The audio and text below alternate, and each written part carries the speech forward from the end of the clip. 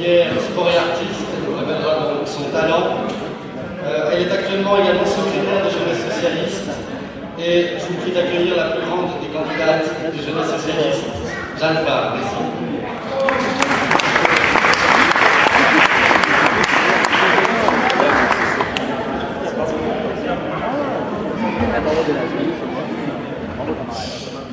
Monsieur le Président du Parti Socialiste, chers camarades, c'est pour moi un très grand honneur de me présenter pour la première fois face à une telle assemblée comme candidate à l'élection du Conseil national. Je ne vous le cache pas, m'exprimer quelques instants ici est pour moi un moment extraordinaire et je mesure pleinement la chance qui m'est donnée aujourd'hui.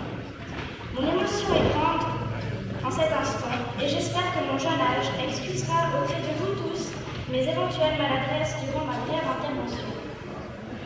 Âgée de 19 ans, j'habite à Mandana Village. Je fréquente l'école supérieure de commerce de Martigny en 4e année. Cette école me permet aussi d'assouvir ma passion qu'est la musique, plus particulièrement la pratique du violon, auprès du Conservatoire de musique de Lausanne. Depuis quelque temps déjà, j'ai trouvé dans le mouvement socialiste une large palette d'actions et d'idées correspondant à mes aspirations que je souhaite non seulement défendre avec force, mais développer encore. Ma passion qui m'anime depuis ma jeune enfance, soit le violon, m'a donné le goût du travail et de la rigueur, tout en m'apprenant que seul le travail et la patience permettent d'aboutir à un résultat. Apporter de l'émotion, partager avec des proches des moments intenses par la musique est pour moi un réel plaisir. Si maintenant je souhaite également faire de la politique, c'est tout simplement que je suis convaincue de l'importance d'un mouvement tel que le nôtre afin de permettre à mon canton et à mon pays de progresser encore vers le meilleur et en harmonie. C'est une autre partition qui s'ouvre devant moi et je sais déjà que je suis là devant vous pour apprendre comme au temps de mes premières gammes musicales. Probablement faire de la politique n'est pas facile et peut-être plus difficile encore de jouer du violon.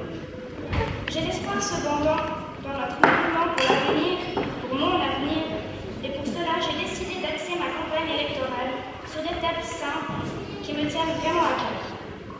La politique de la jeunesse.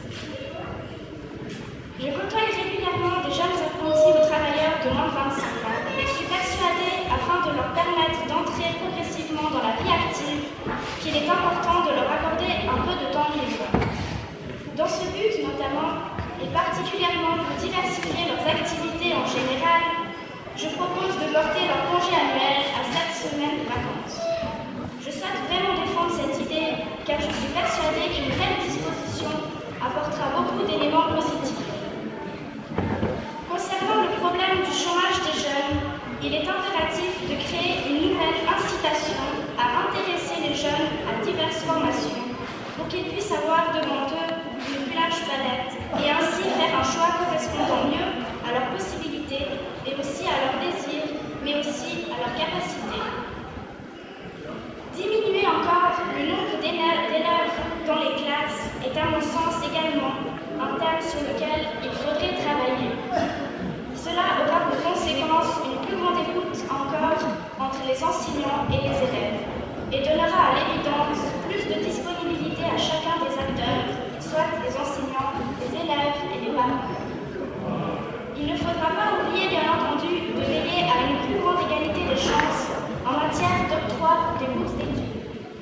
Je crois vraiment qu'il faudrait renforcer l'octroi de ces bourses d'études qui devraient remplacer les prêts de l'art dans le but de réduire les inégalités face à la formation. Cette harmonisation devrait être étendue sur le plan fédéral pour plus d'efficacité. La politique culturelle. Trop d'artistes ont des difficultés à accéder à la culture ou à monter des projets culturels. Un trop grand nombre d'artistes méconnus sont paralysés par les aspects financiers et un grand nombre de projets magnifiques restent dans les tiroirs faute de soutien divers.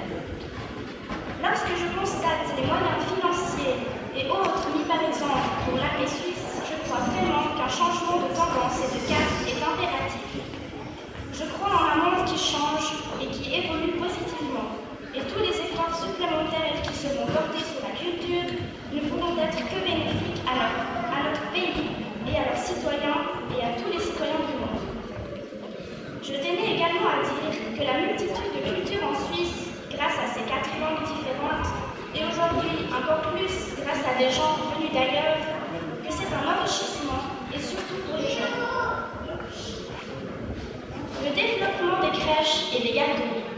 Je termine par ce dernier thème qui me tient à cœur, car, comme vous le savez, de plus en plus de femmes participent activement à la vie professionnelle dans notre pays. Cette vie professionnelle n'est pas toujours facile car de nombreux parents doivent travailler afin de joindre les deux bouts.